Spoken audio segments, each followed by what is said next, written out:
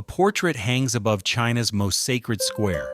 Millions pass beneath it every day, yet few dare speak the whole truth about the man it depicts.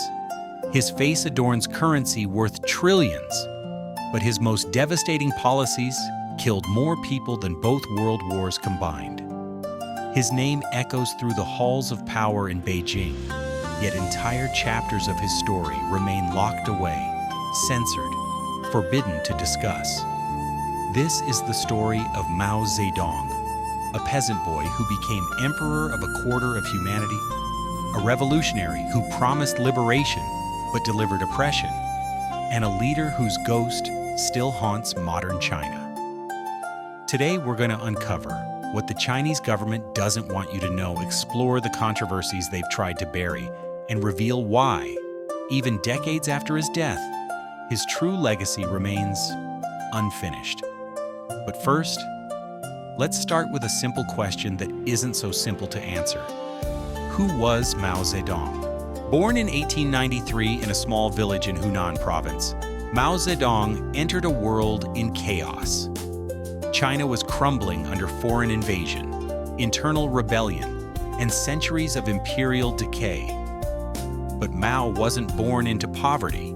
His father was a relatively prosperous farmer who could afford to send his son to school, a luxury most Chinese children never experienced. Young Mao was rebellious from the start. He clashed with his authoritarian father, rejected arranged marriage, and consumed forbidden Western books that spoke of revolution and democracy. By his early 20s, he was already a radical, drawn to the communist ideas sweeping through Chinese universities after the Russian Revolution. In 1921, at age 27, Mao attended the founding meeting of the Chinese Communist Party. There were just 13 members present. Few would have predicted that this quiet, bookish young man would one day rule over 700 million people. But Mao had something his contemporaries lacked: an intuitive understanding of China's vast peasant population. While other communist leaders focused on urban workers, following the Soviet model, Mao looked to the countryside. He saw that China's revolution would come not from factory workers, but from the hundreds of millions of farmers who had been oppressed for centuries. The path to power wasn't smooth. For decades, Mao's communists fought a brutal civil war against the nationalists led by Chiang Kai-shek. The famous Long March of 1934 to 1935 saw Mao's forces retreat 6,000 miles across China, losing 90% of their soldiers. It should have been the end of the communist movement. Instead, it became legend. World War II changed everything. When Japan invaded China in 1937, the nationalists bore the brunt of defending the country, while the communists conserved their strength and expanded their territory. By war's end in 1945, Mao commanded nearly 1 million troops and controlled vast rural areas. The final phase of the Civil War was swift and decisive. Corruption, hyperinflation, and war exhaustion had destroyed public support for the nationalists. In 1949, Chiang Kai-shek fled to Taiwan, and on October 1st, Mao Zedong stood atop the Gate of Heavenly Peace in Beijing, declaring the founding of the People's Republic of China. The peasant boy had become emperor of the world's most populous nation. Mao's early years in power showed promise.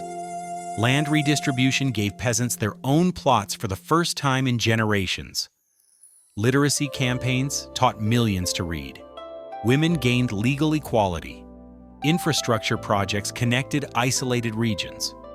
For a brief moment, it seemed the revolution had delivered on its promises, but beneath the surface, darker currents were already flowing.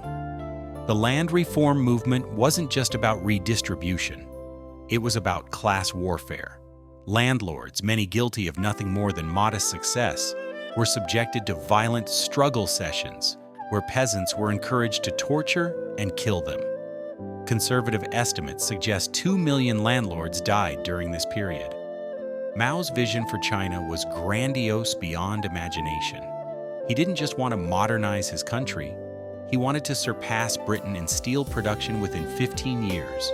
transform China into a communist utopia, and lead the global revolution against capitalism. Reality would prove far more stubborn than his dreams. The first major catastrophe came with the Great Leap Forward in 1958. Rejecting expert advice and ignoring basic economic principles, Mao ordered the entire nation to abandon rational production methods in favor of revolutionary enthusiasm.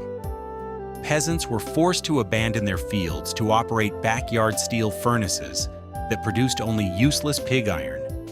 Agricultural techniques that had sustained China for millennia were replaced with pseudoscientific methods based on Soviet theories.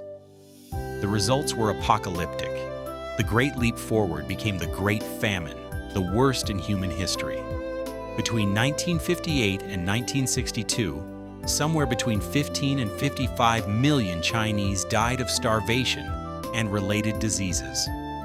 The exact number remains contested because the Chinese government still classifies many records. But even conservative estimates make this the deadliest famine ever recorded.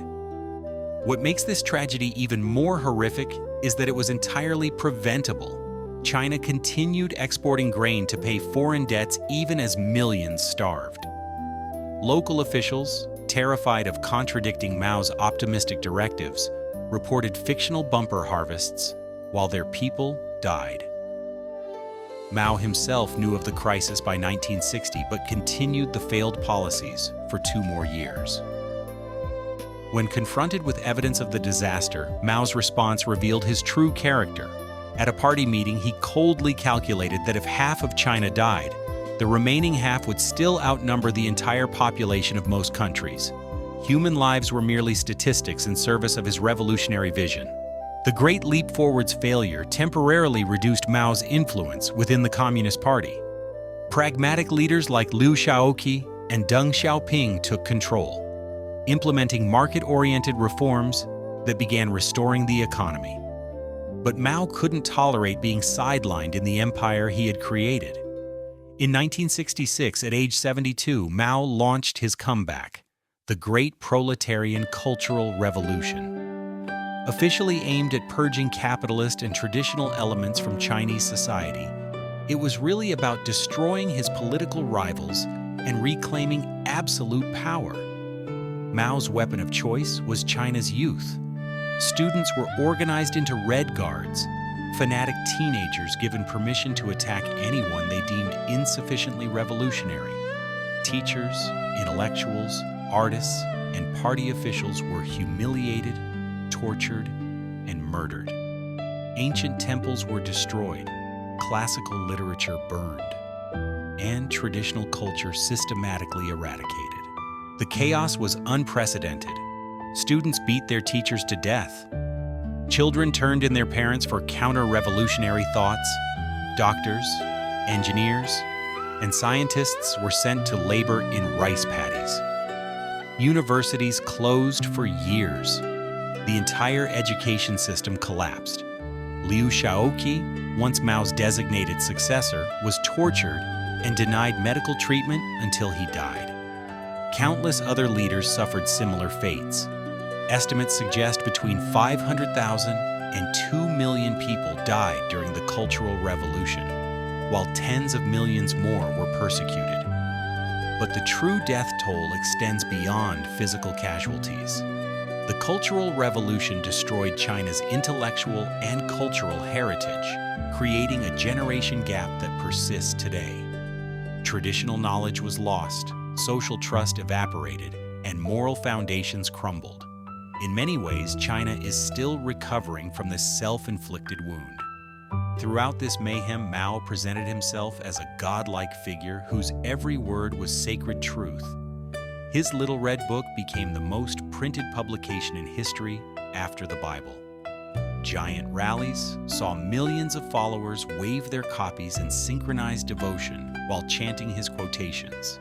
Western audiences often view Mao through the lens of geopolitical strategy, his split with the Soviet Union, his opening to the United States, his role in the Cold War. But this perspective obscures the devastating human cost of his rule and the true nature of his character.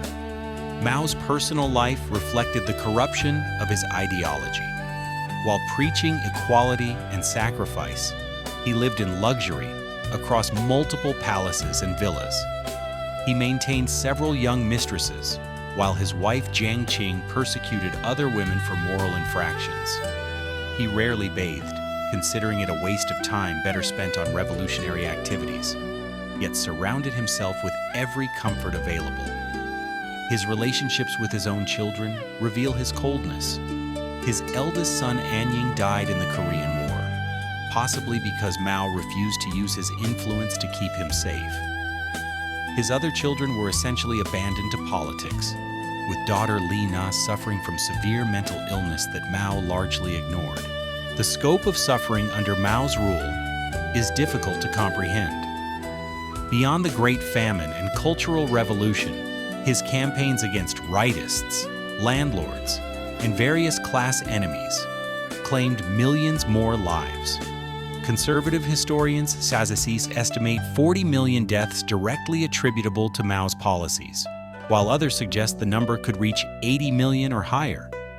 These weren't accidental casualties of well-intentioned reforms gone wrong.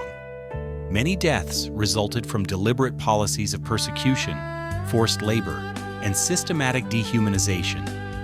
Mao viewed violence as necessary and beneficial, once writing that revolution is not a dinner party, but rather an act of violence by which one class overthrows another. Perhaps most disturbing is how Mao viewed his own people. He frequently compared humans to insects or weeds that needed to be eliminated for the greater good. When told of peasant deaths during the Great Leap Forward, he reportedly said they died for a worthy cause. This wasn't callous indifference. It was calculated devaluation of human life in service of ideological goals. When Mao died in 1976, China faced a dilemma that continues today. How do you handle the legacy of a leader who founded your state, but also committed massive crimes against your people?